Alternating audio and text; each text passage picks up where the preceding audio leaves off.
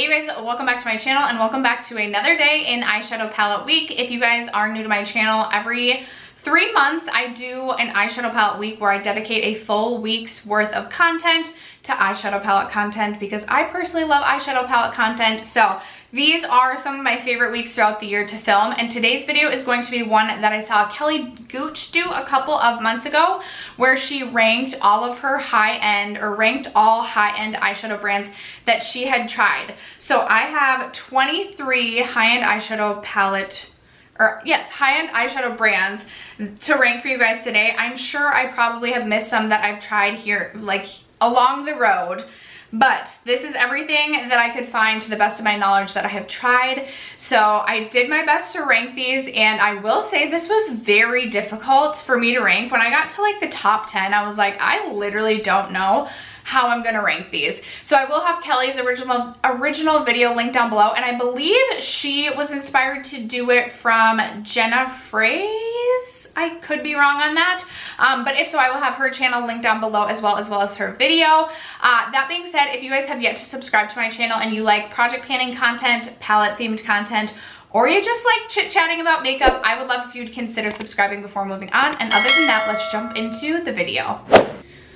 Alright guys, I thought I had my lighting under control, and then my daughter was fiddling with my camera, and it's currently 10 p.m. at night, which I literally never film in the evening time, but I figured I better take advantage of this time, take advantage of this inspiration or motivation to film, and we're gonna roll with it. So it's very dark out, and I have no idea what's going on with my camera settings, and I honestly don't want to take the time to fiddle with it because that could be hours. So if we're looking like very dark, or if the lighting seems off, it's just a constant work in progress. I'm a constant work in progress. I feel like looking in the viewfinder, I'm like, it feels like I haven't blended my makeup that well. So I mean, that's also very common on this channel. If you're new and you're just finding me for the first time, if you don't like perfection, this is a great place for you. But if you like, you know, the whole if you like perfect, then honestly, you're just not welcome here. Okay. Rambling over, I always ramble at the beginning. I have my lavender and chamomile tea, trying to get calm before bedtime. Yes, you guys, usually I'm sleeping at this hour. I don't know what's going on. Anyway, okay, like I said, I have 23 eyeshadow palette brands to rank for you guys. And some of the ones at the very bottom, I no longer own palettes from these brands. Starting with my personal least favorite, or ranking at the lowest brand, and I feel like this might be slightly controversial. I don't feel like this is people's favorite brands, but I do feel like people do like these palettes, and I just did not have luck with Violet Voss palettes. So I am ranking Violet Voss at number 23. I owned the Boss. I'll try and find pictures of the palettes that I owned and post them right here, but I owned a couple of palettes from Violet Voss. I will say the Essentials palette wasn't bad. It wasn't bad quality, but the Boss Mode or whatever larger palette I had, I just was not impressed with the quality. Maybe I owned two. I might have owned the Holy Grail palette as well. Was not impressed with the quality of the shimmers specifically. Their metallic formula, I just feel like had no impact whatsoever. And yes, eyeshadow formulas have evolved quite a bit in the last 5 years, but I just was not impressed with Violet Voss's formula, and really have no desire to try anything new from the brand. Occasionally they'll have little mini palettes that I like the color story, but I'm just so turned off by my experience with the brand thus far that I'm I'm gonna pass. Coming in at number 22, I've only tried one palette from this brand, and I actually liked the palette, but just looking at everything else that I've tried, I would have to rank the Balm at number 22. I just feel like their eyeshadow is a little bit overpriced for the quality that you're getting. It's just nothing all that impressive to me. And again, I've only tried one palette. It was the Meet Matchmaker palette, and it was nothing that really stuck out in my mind as oh, I really want to try more from the Balm now. So had to rank them at number 22. And then coming in at number 21, I have Ofra Cosmetics. I have tried 2 palettes, I believe, from Ofra. I've tried the Empowered palette, which is one of the 5-pan palettes, and then I had one of their face palettes that has like eyeshadows and face shades in it. And I wouldn't say like it's bad quality, but I think for the price, I just expected a little bit more. And I will say I was just feeling like their mattes lacked a little bit in pigmentation, and then also their shimmer or their metallic formula is a little bit more sheer, whereas I typically like something a little bit more impactful. So personal preference, if you like a more sheer like metallic formula or shimmer formula, you may really like the Ofra eyeshadow formula, but just personal preference for me, I am ranking that at number 21. Coming in at number 20, I don't own a palette from this brand either thus far, or anymore. I've decluttered them. But I will say this brand is on my radar again, and it is Viseart. I feel like this is another controversial one. I feel like Viseart is a little bit polarizing. Like, you either love them or you don't think that they're worth it. And for me, I think I've tried 3 palettes from them. I've tried one of their Petite Pros. I've tried one of their 12-pan palettes that were like $80. And then I've also tried, I think it's the Theory palettes that come with 6 pans. And I just wasn't blown away with the quality. I didn't feel like it justified or didn't feel like it warranted the high price tag. Now, I will say, their color stories get me every time. Every time they release a new palette, I feel like there's a pop of color that just like grabs my attention and makes me want to try the brand again. There's a Petite Quad I'm very, very interested in picking up potentially during the Sephora VIB sale, which has like 4 cool tone shades. I'm willing to give Viseart another chance. I know there's a lot of people out there that are like diehard Viseart fans, so if that is you, I would love to know in the comments below, what is your favorite Viseart palette? What do you think I should try? But up until this point, I just have not been that impressed with Viseart. Okay, I think we're on number 19. I have these, like, I wrote 1, 2, 3, 4, 5 and put like my bottom as number 1. So if I get mixed up on the numbers, you're just gonna have to bear with me, you guys. But coming in at number 19, I have Tarte. And if you guys are a longtime subscriber, you will know the Tartelette In Bloom palette. Like, I was ride or die for that palette, and there are days that I still consider picking that palette up again, just because, one, it holds a lot of like nostalgic space in my mind, just because it was one of the first high-end palettes that I purchased. I used it so much. I think for beginners, it's such a beginner-friendly palette. It's so easy to use and just like very user-friendly in terms of like making it very easy to kind of create a look and see what the look, like, you don't have to be very creative to come up with a look from the palette. And then I also have the Tarte Love, Trust, and Fairy Dust palette. Mine's like super cracked and broken. I love this palette. I think it's really nice as well. And also I have the Tarte Unleashed palette, which again, I really enjoy this palette. Just in terms of Tarte's formula, it is a little bit more firmly pressed. And I like a little bit more of a looser formula. I will say it's nice to travel with Tarte palettes because, again, they're more firmly pressed. They're not as likely to break on you. But just looking through some of the other brands that I am ranking, I had to rank this one at number 19. And speaking of that, I just realized, oh no, I do have Too Faced. It's coming up. Coming in at number 18. Are we on 18? I have Lawless, and this one's tough because I have a palette from Lawless that I love, which is the Baby One palette. Like, I'm obsessed with this palette. It's one of my favorite mini palettes in my entire collection. I got so much use out of this in December/January. So much use out of this. Love this. But the Lawless, the One palette, the large $64 palette, I had really bad luck with. I had hard pan immediately when I started using some of the shades. Maybe I just got a dud palette, but for $64, I was not impressed at all with that palette or that quality, so had to rank Lawless at number 18. Wouldn't you know, it's 10 o'clock and my street is still noisy. Awesome. Coming in at number 17, I had to go with Dominique Cosmetics, and this one is, again, a brand where I have a palette that I really love. I love my Latte palette. This is just like the perfect neutral palette for every day. And then I have a palette that I was super underwhelmed with, which is the Rustic Lamb palette. And I say all the time, but the reason I keep this palette around is for this single shade and this singular shade only.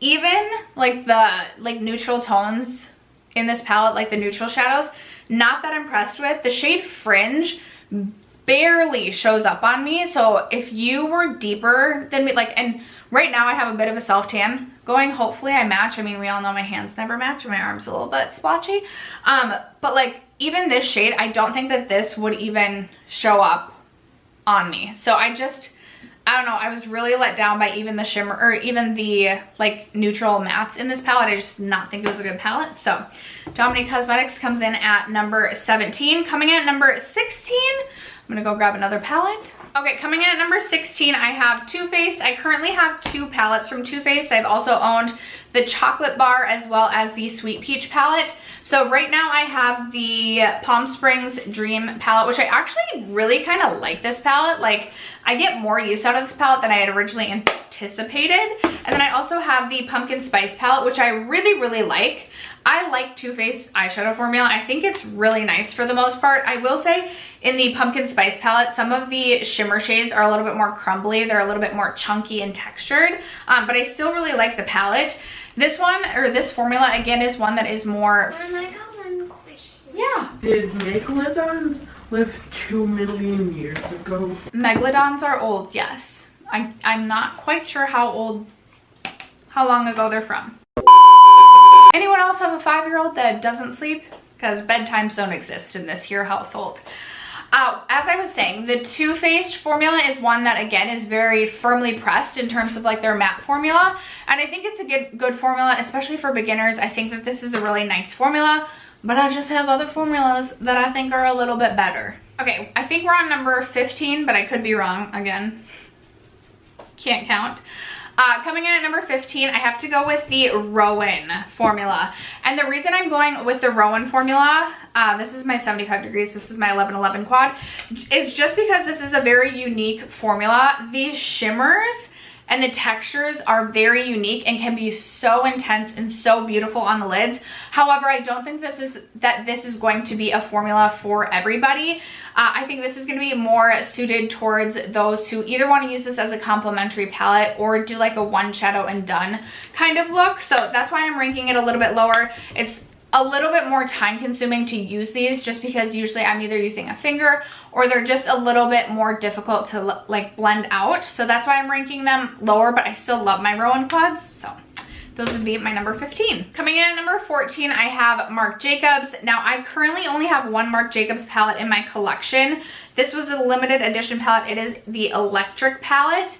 But I have owned 2 other Marc Jacobs palettes, a different one, or a different 7-pan, and then I owned one of the holiday, like really large, like $99 ones way back in the past. I will say I do really enjoy the 7-pan quality. I think it's actually really nice, very easy to blend, and some of the shimmers are really pretty. There's like a really pretty duochrome. I really enjoy the formula. However, that $99 palette was terrible quality. So that just put a bad taste in my mouth. So that is why I'm ranking a little bit lower, even though I have been a lot more impressed with these 7-pan palettes. I also feel like I just am not as inclined to buy Marc Jacobs eyeshadow palettes. I feel like the color stories are things that I already have in my collection for the most part. So unless they come out with a color story that I feel like is really unique to my collection, I just don't feel super inspired to buy from them. So that's another reason I'm ranking a little bit lower. All right, coming in at number 13, I have Sigma palettes. I enjoy the Sigma formula, but I will say there are, again, some pretty unique textures. Here is the Enchanted palette, which I've really been enjoying, but actually I think it's more the Sigma Warm Neutrals that's a better example of some of the unique formulas. It's just like, it's almost like a wet putty-like texture to the touch, and it's something that I feel like goes on better again with a finger rather than a brush.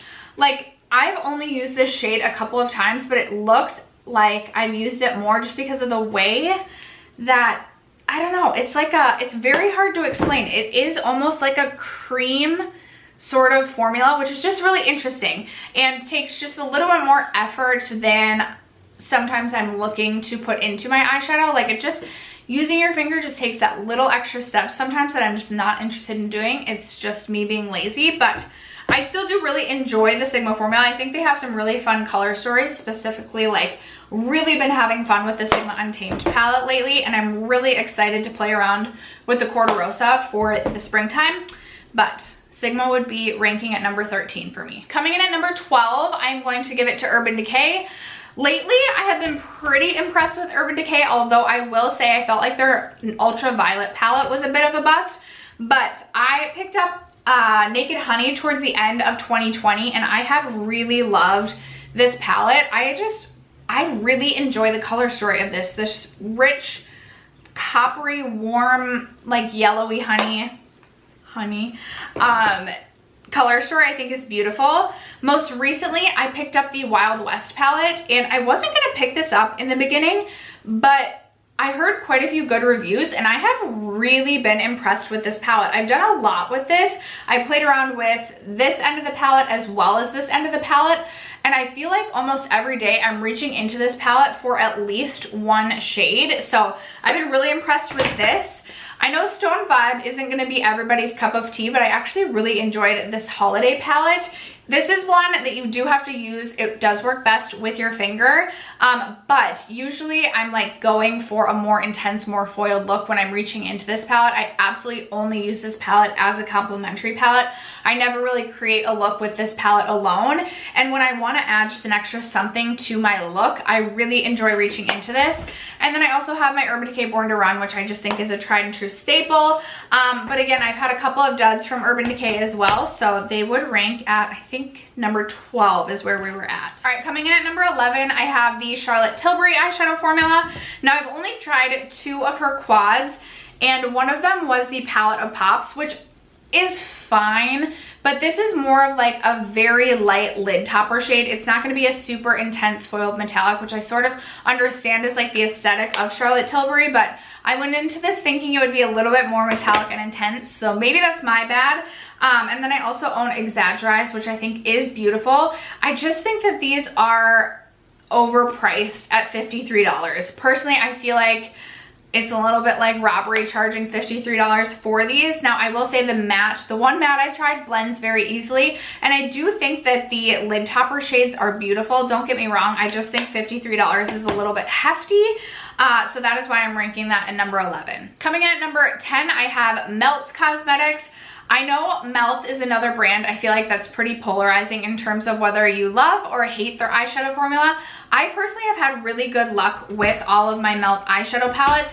Now, I will say, just due to the nature of some of these, like these are darker, more grungy tones, they do take a little bit more work, a little bit more blending, and just a little bit more time. So I always go into it knowing that, and it's not like I ever reach for these when I'm trying to like fly out the door. And even my Smoke Sessions palette, which I used to not really like at all, I absolutely love the Melt Metallic or the Melt Shimmer formula. It's so intense and so beautiful. I literally cannot, like, I literally drool when I create looks with this palette because I just love their formula in terms of their metallics so much. If you like an intense metallic formula, highly recommend Melt. I know some people have had issues with their palettes having mold in them. I've never had any issues with that. So yes, Melt would be my number 10. Coming in at number 9, I have Tom Ford. Now, I've only tried one quad from Tom Ford, and it is the number 27 Meteoric palette. I think that this was limited edition. It comes with one matte, one like satin matte, and then 2 lid topper shades, which again are pretty sheer, so beautiful. The matte in this performs really, really well. I would have to try more of these before I feel like I could say that they warrant the 80, is it 80 or 80? I think it's $88 for these quads, which is just astronomical and ridiculous in my opinion. Like, that's a lot of money for 4 shades. I really wanted to try a Tom Ford quad, which is why I picked this one up, especially because I do love a good like mauve moment, and I feel like this just creates such a beautiful light mauve moment. I really am interested in picking up the, like, I don't know the name of it, but it's like a very neutral brown quad, and I want to see how I feel about that one. But as of right now, I don't know that I would say I would go running out to spend your $88 on a Tom Ford quad, but I still would rank it at number 9. Coming in at number 8, I have the Makeup by Mario formula. Now I just have 2 of the quads. I don't have any of his larger palettes, but I actually really enjoy these. I think that they're really nice. I believe these were $24, $25. I reached for the Bronzy Glam palette quite a bit actually. I use this as an inner corner highlight a lot, and then if I have a neutral bronzy look that I feel like just isn't blending well or just isn't coming together, oftentimes I'll reach into this or this to kind of just melt the shadows together. Like I don't know how to describe it, but adding this to the look and just buffing it onto the lid usually just like brings a look together when it's not coming together. So I've really enjoyed using the Makeup by Mario formula. I think it's nice, and it would be ranking at number 8 for me. Okay, everything else up until this point was incredibly hard, like embarrassingly hard, because honestly, like ranking these, like it's just a fun video, like it's not that deep. But I was sitting at the kitchen table while my daughter and my husband were watching a movie, and I kid you not, like the whole movie I was like, do I need to like, I feel like I need to re-rank, like I don't know if I'm ranking these right, like I'm really sure, like I don't know. I was like stressed about it, which is just ridiculous. But coming in at number 7, I have the Aether Beauty palettes. So I actually have yet to bust out and test the larger palette. I need to get my hands dirty with this come this next month. But I have really been loving this little quad, and I am not kidding. Every time I wear this, I get so many compliments on my looks. One day my district manager was in and she was like, oh my God, like I love your makeup today. Every time I wear this palette, I get compliments, which I can't say about all of my other palettes. So I highly recommend the Aether Beauty formula. Even like just picking up a little quad, I think would be worth it. I find that I can create a full look out of this. The satin matte in this works really well to deepen the outer corners. Sometimes I really struggle to use anything other than mattes to like deepen up a look, but this works really, really nicely. And the shimmers, specifically this with like a glitter glue base, really is gonna pop. Like it is an intense metallic. If you use some sort of like glitter glue or glitter primer, highly recommend Aether. I've been super impressed, and I'm very interested in picking up more from the brand. This is where I'm like, it's like really like, it's paining me, because I'm like, coming in at number 6 is Nabla, and you guys know I love Nabla, so like ranking them at number 6, I'm like, is this like, I don't know if this is right. Now I have had one palette from Nabla that I was not impressed with. I believe that was, I always get these too confused. This is the secret palette. It was the Poison Garden palette, I believe. I did end up decluttering that. The only reason I'm ranking this at number 6 is Nabla does have lots of textures within their eyeshadow palette range. And I will say I'm not the biggest fan of the latex formula, which is this like almost crumbly matte formula. And you would think like, okay, that sounds like an absolute disaster. It actually does blend out really nicely. It just takes a little bit more effort and a little bit more time, but the blend you get with it is nice. It just takes that little extra effort. And they have some really beautiful like transformer shades. Is that what you call them? When you just, they're like a very sheer transformer shade. I don't know. I'm the best YouTuber ever, clearly, because I know everything about what things are called. Anyway, Nabla would be my number 6. And then coming in at number 5, I have Huda Beauty. I have a ton of her Obsessions palettes as well. I just was too lazy to bring them the 3 feet over here. So I have I actually have 3 of her larger palettes. The Desert Dusk is in my closet. I have the Mercury Retrograde palette. You guys know I rave about this all the time. And the Naughty Nudes palette is really, really nice as well. What I love about Huda is she just is very willing to do different things in terms of like just some of the like patterns and stuff in her formula, and these actually translate very beautifully onto the eyes. Now, could we have done without the slippery shade that I'm sure you all know about, we've all seen? Yes, that shade is useless. But everything else is so beautiful, and I have had pretty good luck with the Huda formula. I will say I've had a couple of duds here and there. The Haze collection wasn't my absolute favorite, but for the most part, I just absolutely love Huda's formula, so the Huda would rank at number 5 for me. Coming in at number 4, I'm getting lazier as this video goes on because I only grabbed one palette and I have a ton of ABH palettes. But coming in at number 4 would be ABH. For the most part, I love the ABH formula. I think obviously there are those palettes that are going to take a little bit more time and effort to work with. An example would be the Subculture palette. But then you get these knockout palettes like the ABH Jackie, the ABH Sultry, the Soft Glam that are just so beautiful. And while I don't think the color stories, well, yeah, the color stories for the most part, they're not as revolutionary now as they used to be. But even just like this beautiful cool tone, like I love my ABH palettes. The only reason this is ranking a little bit lower is obviously because I just felt like the next 3 are just like a hair better. And I don't get quite as excited about ABH as I used to. And the 3 that I'm ranking above it, I definitely get more excited and I'm more interested in what they release. So that's another thing that I took into account when I was ranking these. So coming in at number 3, I have Persona Cosmetics. I have both the Persona Identity 1 as well as the Identity 2. I think Persona has an amazing formula. The mattes are super easy to work with, very easy to blend. And I say this all the time, but the metallics, they're really intense, really high shine, but they're also so smooth that if you have more mature eyes or if you feel like you get like creping on your eyelids, like sometimes I feel like my eyelids look really crepey. I don't get that with these shimmers. I just think they're so smooth, so beautiful. Here is the Identity 2, a little bit more color in this one. Again, such a beautiful palette. You really can't go wrong with the Persona palettes. I just think both of them are incredible and they would be my number 3. Coming in at number 2, my 1 and 2, you guys, are like very expensive brands and I feel really guilty about this, but like I feel like I'm becoming more and more of an eyeshadow snob as I go along in my makeup journey. But coming in at number 2 is Natasha Denona. I really just love Natasha's formula, specifically like in her gold palette. Some of these like, oh, like this green shade, this gold shade, just some of the like more special shades in this one. And then her mattes truly are so easy to work with. I will say the Safari palette did not work for me. I felt like those mattes they were just awful. I don't know what happened. I know some people love the Safari palette. It did not work for me. And it almost turned me off from Natasha Denona for life, but thankfully it didn't. I also have the Lila, which I just love. I love this row of shimmers. Like these shades, ugh.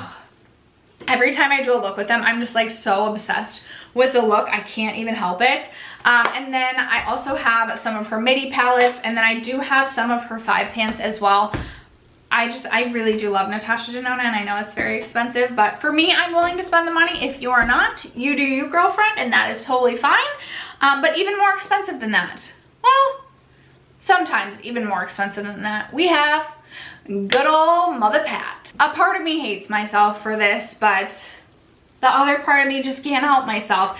I will say 2 of these palettes I did purchase on when she had her like spend over a certain amount, you got 30% off, and then I used a coupon with that. So I did get a really good deal on 2 of these, or I would not have purchased the larger ones. My first one that I purchased, actually, my first Pat palette that I purchased was the Sublime palette. And I will say the 6-pan palettes that Pat has come out with, I am less impressed with. This palette does have a couple like really unique and special shades, but I felt like this blue shade was a dud. I do think the brown mattes in here are really nice. And then speaking of 6-pans, I really do love this palette, but I will say if you are looking for like the Pat McGrath experience, I probably wouldn't recommend this palette. This is the Rose Decadence palette. I don't know if you can get this anymore. I have seen it on sale. I don't know if it's completely sold out, but I think it's on sale for half off. The first $125 palette I purchased from Pat was the, where'd it go? Was the Bronze Seduction, which I do love this. And I have said before, I don't know that this is worth the $125. It's just so subjective. Like some people are gonna be like, absolutely, it's worth $125. And then there's other people who are gonna be like, you know what? I can purchase like special shades from indie brands and have those singles in my collection and then supplement with like other palettes as well. Personally, I can't make that decision for you. I don't think I would pay I don't think I would pay full price. I think I would always have to get a sale unless it was like truly like a revolutionary color story I felt like I couldn't live without. For the $125 palettes from Pat McGrath, I feel like I would always have to just wait for a sale. I also have this one. It doesn't say which mothership number it is. Oh yes, it does. I also don't know how to read Roman numerals, but I think this is the number 3. Could be 4, not sure. This one is, I believe, the 6. What the heck? Whoa, okay. These both say mothership 7. Okay, I don't know. They all have the same Roman numerals as well. Isn't that interesting? I also have this one, my color. Like, I can't with my lights, you guys. Oh, I feel like I'm gonna be so annoyed when I'm editing. And then I also have some of Pat's quads as well, which I just really enjoy. I do think there is an experience that comes along with the Pat McGrath eyeshadow formula that is just undeniable, and that is something that just excites me. I do get excited to see the eyeshadow palettes that she's coming out with. I just feel like I would probably need to purchase them on sale for the most part, but I can't deny that I feel like if I'm ranking in terms of quality, Pat McGrath would have to rank at number 1 for me. So that is it. Those are the way, or that is the way that I would rank all 23 high-end eyeshadow formulas that I have tried. Again, I'm sure I probably missed a brand here or there, so my mistake if that is the case. I would love to know, what are your top 3 or your bottom 3 or whatever it might be eyeshadow formulas that you have in your collection, whether it be high-end, not high-end, like whatever. Would love to know your top or bottom eyeshadow palette formulas. Thank you guys so much for sticking around to watch today's video and for supporting my channel as you guys always do. I love you guys so much, and I will catch you tomorrow in another palette week video. Bye.